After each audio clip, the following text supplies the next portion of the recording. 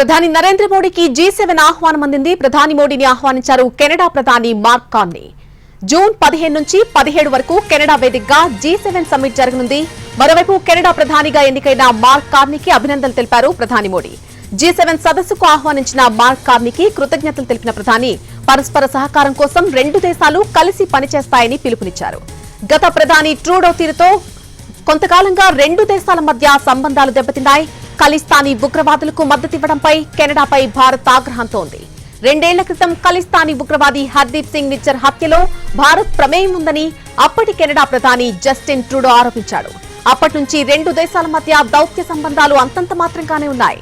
రెండు దేశాల మధ్య గత పరిణామాలను దృష్టిలో పెట్టుకుని ప్రధాని మోడీ G7 సదస్సుకు ఆహ్వానం అందుతుందా లేదా అన్న అనుమానాలు కూడా కలిగాయి. చివరకు అనూహ్యంగా కెనడా నుంచి ఆహ్వానం అందింది. ప్రస్తుతం మార్క్ కార్నీ కెనడా ప్రధానిగా ఎన్నిక కావడంతో మళ్లీ ఇరు దేశాల మధ్య సంబంధాలపై ఆశలు చిగురుస్తున్నాయి. ప్రధానికి G7 ఆహ్వానం అందింది. ప్రధాని మోడీని ఆహ్వానించారు కెనడా ప్రధాని మార్క్ కార్నీ.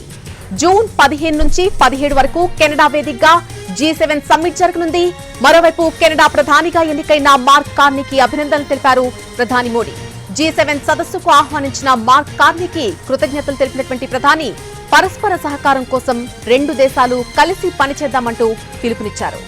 గత ప్రధాని ట్రూడో తీరుతో గత కొంతకాలంగా రెండు దేశాల మధ్య సంబంధాలనేవి దెబ్బతిన్నాయి. ఖలిస్తానీ ఉగ్రవాదులకు మద్దతివ్వడంపై కెనడాపై భారత్ ఆగ్రహంతో ఉంది. ఇప్పటి వరకు కూడా 2 ఏళ్ల క్రితం ఖలిస్తానీ ఉగ్రవాది హర్దీప్ సింగ్ నిజ్జర్ హత్యలో భారత్ ప్రమేయం ఉందని అప్పటి కెనడా ప్రధాని జస్టిన్ ట్రూడో ఆరోపించాడు. అప్పటి నుంచి రెండు దేశాల మధ్య దౌత్య సంబంధాలు అంతంత మాత్రంగానే మారిపోయాయి. రెండు దేశాల మధ్య గత పరిణామాలను దృష్టిలో పెట్టుకుని ప్రధాని మోడీ G7 సదస్సుకు ఆహ్వానం అందుతుందా లేదా అన్న అనుమానాలు కూడా కలిగాయి. ఇక చివరకు అనూహ్యంగా కెనడా నుంచి ప్రధానికి ఆహ్వానం అందింది. ప్రస్తుతం మార్క్ కార్నీ కెనడా ప్రధానిగా ఎన్నిక కావడంతో మళ్లీ ఇరు దేశాల మధ్య సంబంధాలపై ఆశలు చిగురిస్తున్నాయి.